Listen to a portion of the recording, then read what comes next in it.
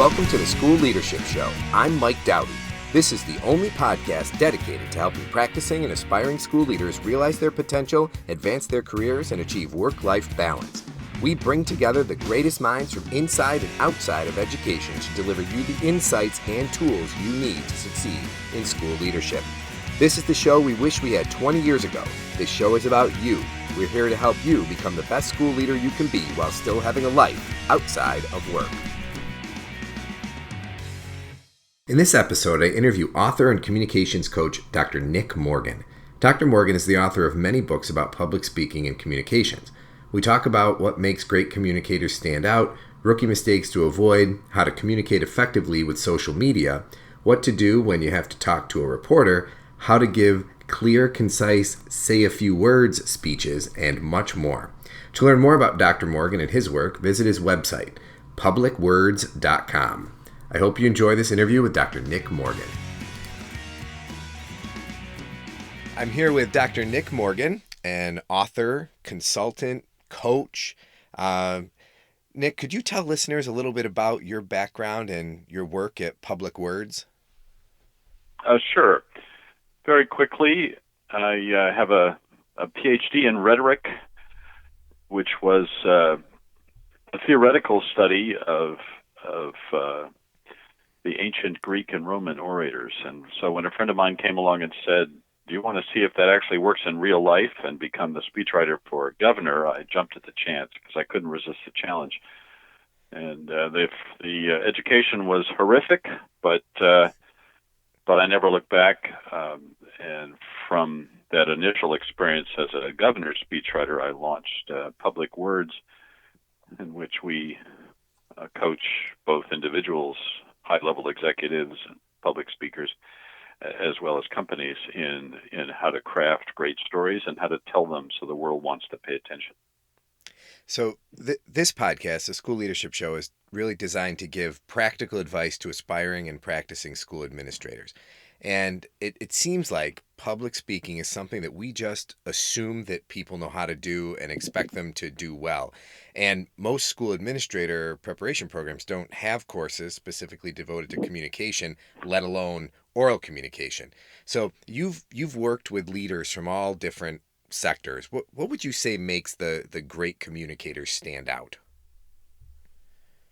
Well, the first thing, especially today, it's always been true, but especially today, is that you can't connect with people anymore if you're not willing to be authentic, to tell them something real about you and your story. You get to choose what part of your story you want to tell, but still you need to be real. And public figures, whether they're school administrators or politicians, the ones who can figure out how to give a bit of their real story succeed where others don't. And so that's the first thing. And then the second thing is I would say all comes down to learning how to focus. Most of us carry around to-do lists in our head, and when we stand up to speak, or we stand up in a meeting to speak, or on a stage, if we've got that to-do list still floating through our heads, then that's what we bring to the table, a kind of a mishmash, or that's what we bring to the stage, a kind of a mishmash of emotions and attitudes. And those people who can learn to focus are what we call charismatic. Those are the people who really create some excitement because their emotions are focused, their attention is focused on that particular moment and that particular emotion and that particular audience. So let me back you up a little bit. So the first thing you said was for leaders of all kinds to be authentic and to be willing to share something about themselves. How do you coach people to find that balance? Because I imagine and I've watched it, you probably have too, the people who overshare. Yeah. So yeah, there's too much information going on there all the time. That's right.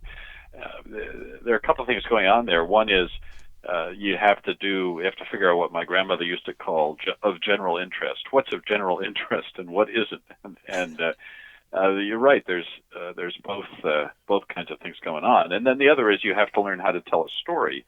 And I always say, don't tell stories like my mother does.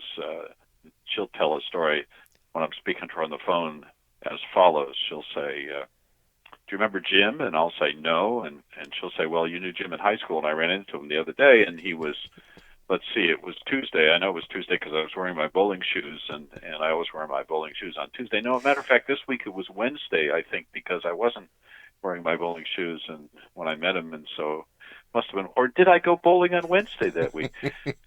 How many and people do you know tell stories like that? If we're being and honest, and way too much information, no logical flow. and even after the Uh, bowling shoes, you still don't remember, Jim. that's right, exactly.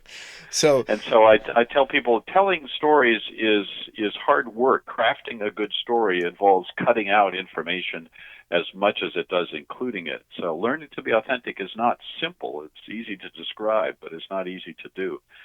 It's about figuring out what's the right story to tell and then how to tell that story in a way that is appropriate for your audience, does grab their attention, doesn't drown them in detail. well, and that's where that idea of focus that you mentioned comes in, getting people to really, not go over their to-do list with the audience, but rather focus on what they're supposed to be talking about.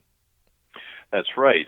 There's good neuroscience behind why that's important nowadays, and that is that we have these things called mirror neurons in our head, and so whatever emotion we walk in with, the audience is going to pick up automatically. Their unconscious minds are going to pick up and fire literally the same emotion neurons in their heads.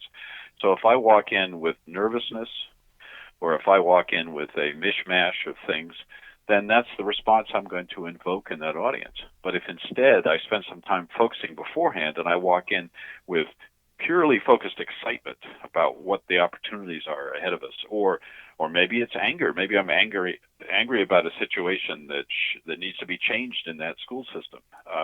Whatever the emotion is, if I'm focused on that, then the neuroscience says I'm going to engage the audience with that emotion. If I don't do that, then I'm going to turn the audience off with either just simple nerves or as I say, a to-do list, a mishmash, an unfocused, uninteresting lack of anything specific. So how do you coach people to get, prior to talking, whether it's in a meeting or in front of an auditorium full of people, how do you coach them to get themselves into that emotionally appropriate frame of mind, I guess? Yeah, it's a habit, and it's not trivial. You don't do it very well when you first try it, but over time you get better at it. And the action is to 5 minutes before the meeting or 5 minutes before the presentation, just go sit down in a quiet place somewhere and think about what do I want to get out of this presentation or this speech, and what's the emotion I need to bring to it. Is it excitement? Is it energy? Is it anger? Is it whatever it is? And then spend just that minute or two focusing on that emotion. And I suggest to people they use the same technique that actors do, which is to conjure up a memory where they naturally felt that emotion. And so put themselves back into that time when they were naturally excited or naturally happy to be there or naturally pumped up or whatever it happens to be. Spend just a minute or two. If you put yourself back in that memory, then you invoke that memory. With practice, as I say, you get better and better at it. But that's the actual technique of how you create that kind of focus. And you see people when they do that successfully, you can't take their eyes off it. They walk in onto the stage and they've got that focus. They're powerful. There's something about them that's just fascinating, and that's because we humans, again, this is back to the neuroscience, we're hardwired to see, to notice, and to pick up on that kind of emotion. So if it's there, we'll suddenly be paying close attention. So you've worked with lots of different folks, so all over from, political leaders. Have you ever worked with school leaders? I have. I've worked with a number of different kinds of teachers and school administrators and spokespeople. Yes. So when you think about that, and obviously leaving out the names to protect the guilty or innocent, what are some of the craziest missteps that you've seen people make when it comes to communication? Well, I always say there are three wrong ways to begin a speech or a presentation.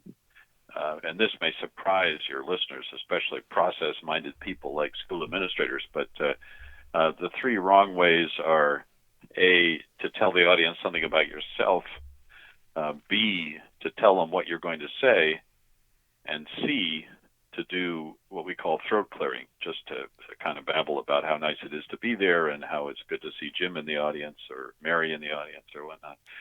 And wasn't so long ago that I had a call from somebody who said, after I blogged about this, he said, Nick, I think I did all three of those at once for my last speech. Can you help me? Well, I'm So, I'm sitting here thinking, oh my, he just described the last four times I got up to talk. yeah. All right, so Yeah, so school administrators tend to be process-oriented people, and so they tend to put more focus. And I'm giving a huge generalization; it's completely unfair. But um, when I've seen them make mistakes, it tends to be because they're more concerned with the process than they are the subject, substance of what you're doing. And so it's important to engage people with stories rather than telling them, "Here's the agenda. Here's what we're going to do." so start off with the story. Yeah. Now, let me hasten to say, if you're kicking off a whole day, you might want to spend some time talking about what the day is going to look like. I'm thinking of specifically a particular speech. If you're only speaking for 40 minutes or for even an hour, you don't need an agenda to tell people what the agenda is going to be for that hour. You do for a whole day or for a 2-day conference. But Right. when you're standing up to give a speech, you want to grab people's attention right away. You've got their attention at the beginning. That's when they're freshest and they're most eager to hear from you. Why squander it by saying, "Well, if I were to talk to you, this is what I would say." And then at the end, this is what I That's like told a you. movie. Sorry. And like at the end where they tell you to tell the people what you told them. Yes, that old bit of advice actually came from World War II, where the goal was to get people of all different levels of intelligence and education to understand the battle plans. And so the Army got a bunch of psychologists together and said, "How do we ensure that everybody does the same thing?" And they said, "Well, tell them 3 times. Maybe they'll get it." So it wasn't exactly rocket science, but that's where that idea first came from. And then all the people who lived through World War II, when they came back to the business world, uh, people said, "You got to give a speech." They said, "How do we do that?" And they fell back on the knowledge they'd gotten in the Army from World War II, and so Wow. they thought it was actually a good idea to say, "Tell them what you're going to say it, and then tell them what you said." But nowadays, if we do that kind of repetition, it just makes people cross. That's true. People do get annoyed. Um, Yeah. Now, it used to be that as a school leader, you had to sit down with a reporter for your words and your message to get out there. And I feel like today with social media, we're all just one unhappy person away from some kind of viral catastrophe. So, how can viral in That's the so true. internet sense, right? So, Yeah. how can school leaders communicate better using social media, and what can they do to avoid unpleasant notoriety? Yeah, I think it's important to think about trust in the online world we live in now. And trust is fundamentally different online than it is in real life, if you will, or in face-to-face existence. Face-to-face existence with our friends and our family. We know people, we've seen them for a long time, and so if we meet a family member over Thanksgiving and they say something stupid, we forgive them because we know that's just Thanksgiving, and maybe they had too much wine with the turkey, and so life goes on. We continue to feel about them the same way. Um, that's because we've had a lot of face-to-face contact with them and a lot of time to build up trust. Online, it's a very different thing. The trust is much more fragile because we haven't typically met the people face-to-face. Relationships tend to be fleeting, and so the trust is fragile. It's very easy to break. So if you say something stupid, or if one person does something uh, that seems in context or out of context to be stupid, then it is going to go viral in that way, and everybody's going to pile on and say, "How could you? You'd be such an idiot," right? And Yeah. so to set against that, what you have to do is to be proactive about it and to start a dialogue with people to build up trust over time, like the kind of trust you have with your family and friends, so that when that inevitable nasty thing happens, you've got the trust bank built up, if you will, so you can spend a bit of that human capital and still come out with people willing to cut you a break.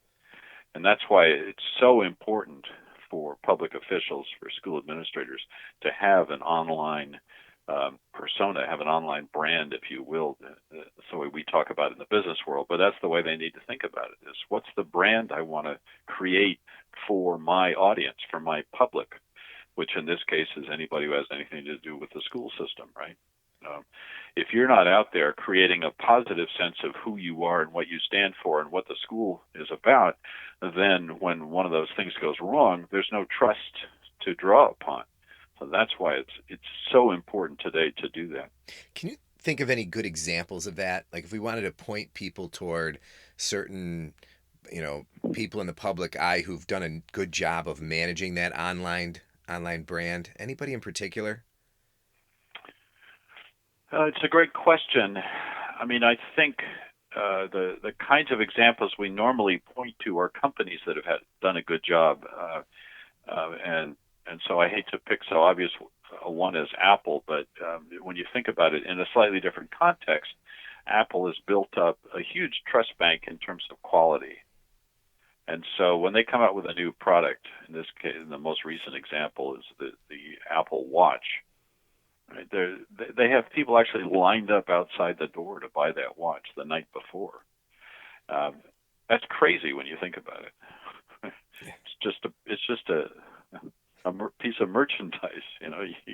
Why would you line up beforehand to buy that? But they've created this brand relationship with their public that's all about quality and all about exclusivity and all about the cool design that Apple offers. And so that's so strong that Apple can create that kind of anticipation. And I dare say, if they have a misstep, they can survive it because people will believe, yeah, they goofed up the one time, but they'll come back. So I would look to iconic brands that have done business brands that have done a very good job doing that. So really, the advice then is to be proactive and to get out there and start building the positive side before you have to, before the catastrophe happens. Yeah, if you don't do that, then when the catastrophe happens, you're just yet another villain in a long list of villains of modern life. Uh, if you haven't gotten your word out yet about who you are, so I mean, it's why uh, another area to look at it is the political world. You look at politicians now. Our political world's gotten very polarized, and so for every politician you name, there are people who hate him or her as well as many people who love him or her. But that's what politicians are doing to try to create a positive persona to counteract all the mudslinging that goes on at the same time. Now, what about the media proper? So, I'm thinking in particular, any advice for talking to reporters, especially when that TV camera shows up in your face? Well, there's a difference between TV and print. Um, Very quickly, I mean, it's a longer discussion, but very quickly, uh, I would say if you've got a print reporter, then take your time and fashion your answers carefully, and remember that uh, there are pauses that don't matter. But remember the first and last rule of interacting with the press is the press is not your friend. The press is looking for something fundamentally different than what you're looking for. You're trying to get your message out. The press is looking for a good story. They're looking for conflict. And so you're going to tell them about the good thing that happened. They're going to look for the villain in the piece because that's what makes a good story. So if the most important thing to keep in mind when dealing with the press, and this applies to both print and TV press, is that they're not your friend. You should go in armed with half a dozen points you want to make them regardless of the question that's asked. Develop that infamous technique known as bridging, where you say, "That's a great question. Let me tell you what I was thinking," and Which you may do or it may not hopefully be with related to the question, right? right. You do it with a little more polish than that. I mean, that's what we practice with our clients when we work with them, is getting better at that. But the idea is to get your message across no matter what the question is ultimately, because the press has an agenda, you have an agenda, and a successful interview is a kind of a merging of those two. The press gets its questions answered fairly, and you get your points across, the points you want to make. Now, when you're dealing with TV, it's all got to be done very fast and in 12-second or 8-second sound bites. And so that takes even more prep. You've got to come up with the half a dozen or so sound bites that you want to get out there, because if you don't say it quickly enough, you're just going to look like somebody who doesn't know what they're talking about on television. So that's a very unforgiving, a very harsh, unfair medium. A little easier in the press world because you can take your time and So, answer thoughtfully and carefully. so when you mentioned, that's working with reporters is something that you practice with some of your clients, and I know there's a lot of folks listening who might have kind of limited resources when it comes to professional development. It's just reality. What would you recommend to school leaders who want to improve their communication skills but might not have access to executive coaching, for example? Yeah, you just need to find opportunities to practice, and in your case, there, I would say you've got a captive audience of all the school children. I feel a little sorry for them now, suddenly having said this, but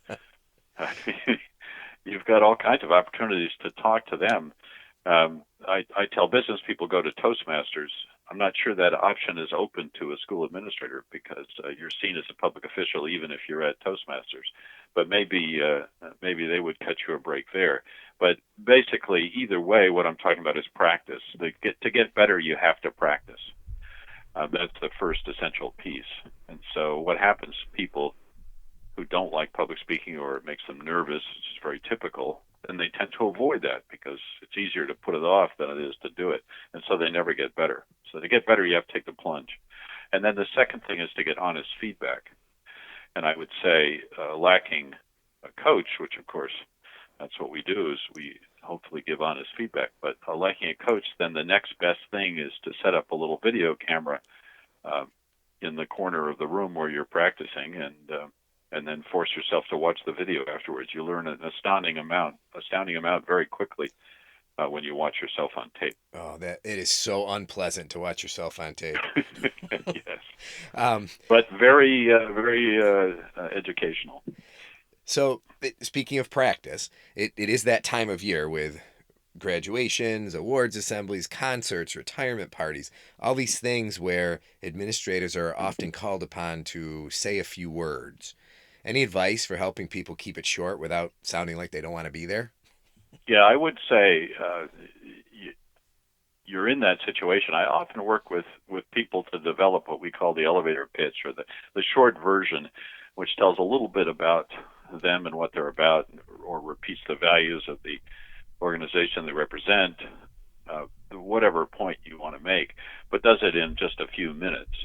And so then around that, you can wrap a very short uh, speech off the cuff.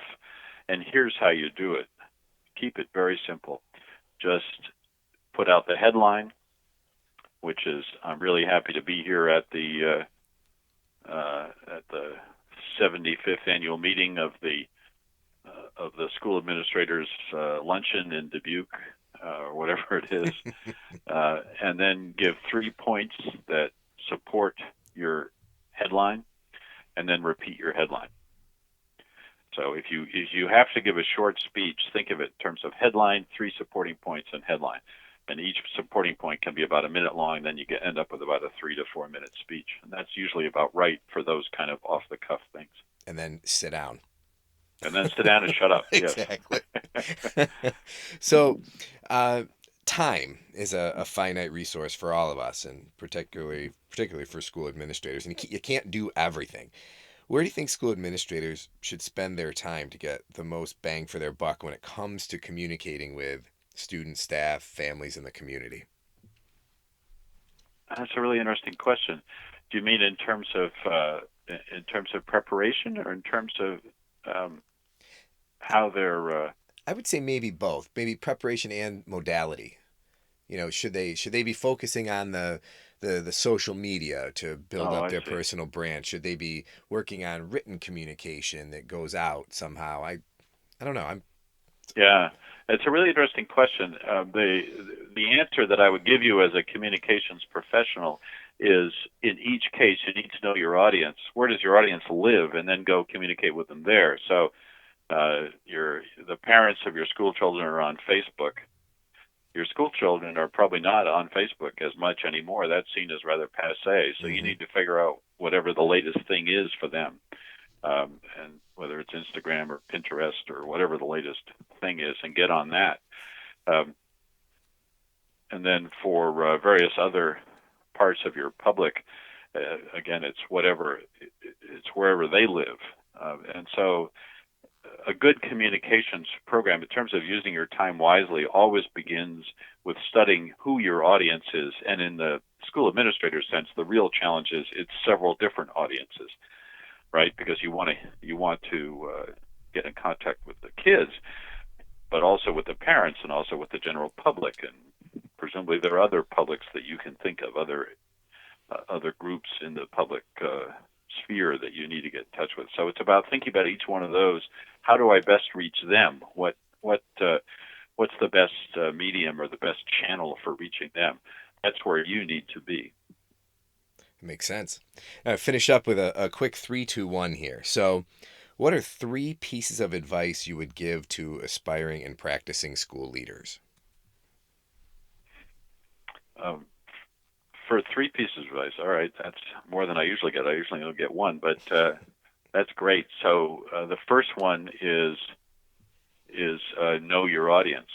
Uh, you're not ready to speak to anybody until you know their problems, issues, challenges, fears, dreams, as well as they know them themselves. So it's not about you, it's about the audience. That's the first piece of advice.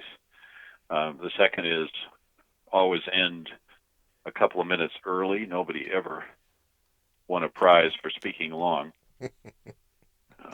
That's And what I always tell people. The difference between a good meeting and a great meeting is the ending time. yeah, there you go. Yeah. And then the third one is that uh, it's a slightly a tougher one to swallow, but nobody is as interested in what you have to say as you are. And just keep that in mind, that people are interested in themselves and their own fears. And so if you want to share your vision of the future of education, just understand that nobody's going to be as interested in that as you are. And so your whatever advice you give or whatever message you give, whatever speeches, presentations, public speaking you do should always be couched in the sense that people are interested in what matters to them, which is themselves, and not, I'm afraid, the public interest or what you're bringing to the table as much as you wish it was. So And just keep that in mind. absolutely, it's harsh, but it's true. Yeah. And how about 2 things? What are the 2 biggest rookie mistakes that new school administrators make when it comes to communication, or what are 2 big mistakes to avoid? I guess. Yeah.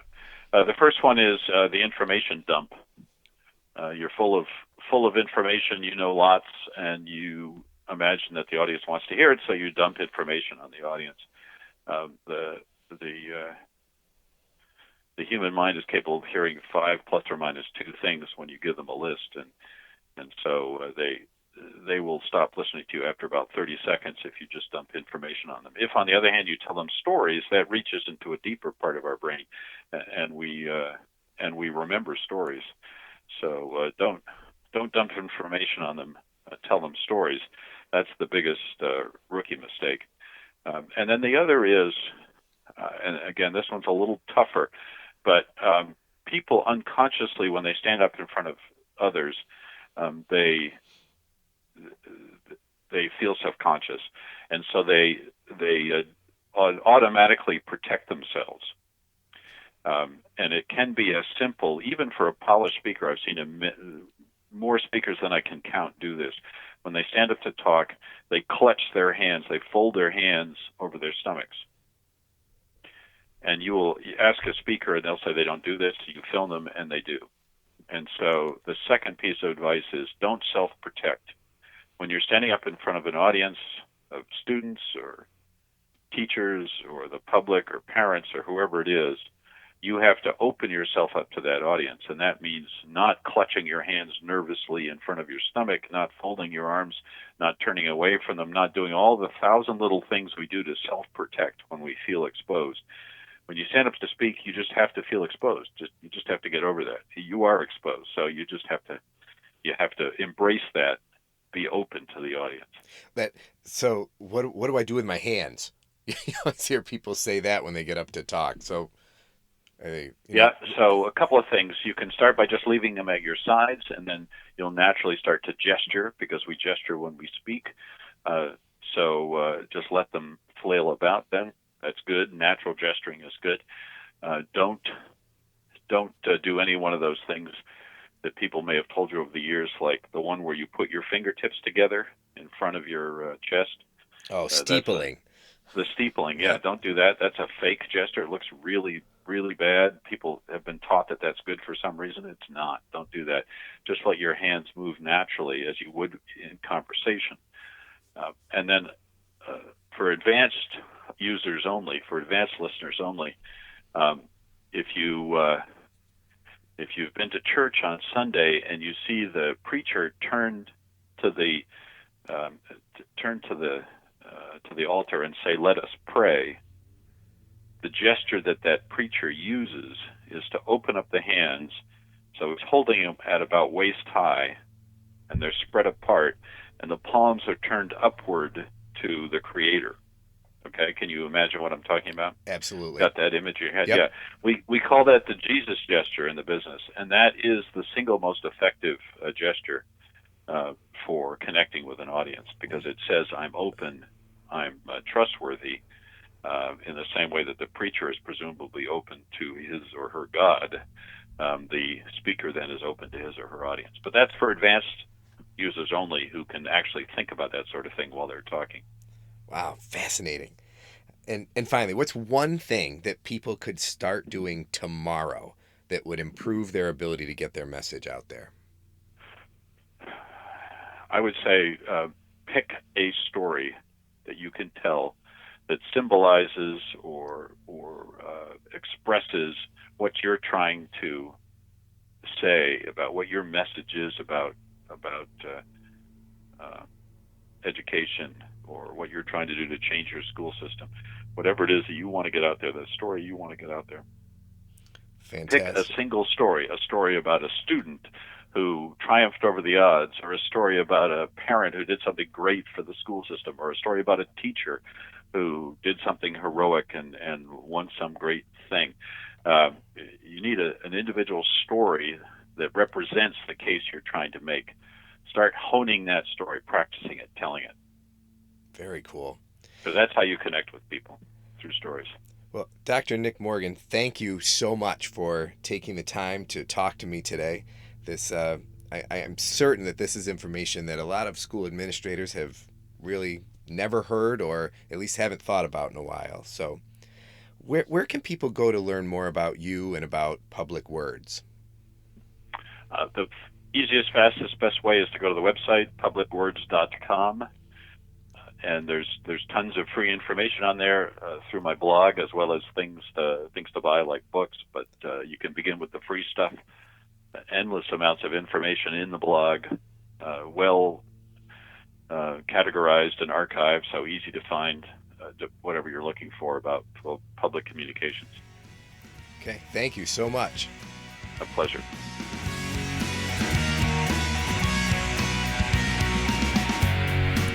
Thanks for listening to the School Leadership Show, a podcast for aspiring and practicing school leaders by school leaders. Send your comments, questions, and show ideas to mike@schoolleadershipshow.com. Consider rating the podcast in iTunes and leaving a comment. And please pass the show along to your colleagues.